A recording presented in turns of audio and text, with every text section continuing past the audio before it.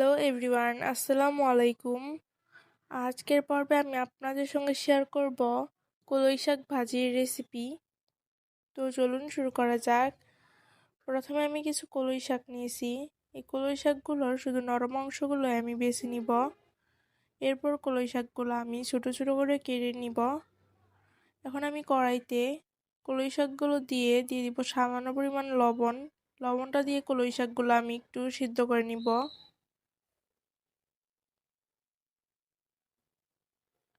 কলই শাকটা সেদ্ধ করা হয়ে গেলে এখন আমি তুলে পানিটা ঝরিয়ে নিব। এখন আমি কড়াইতে কলই শাকগুলো ভেজে নিব। এর জন্য আমি একটি কড়াইতে তেল গরম করে এতে দিয়ে দিব শুকনা মরিচ, দিয়ে দিব পেঁয়াজ কুচি, রসুন কুচি, মরিচ কুচি।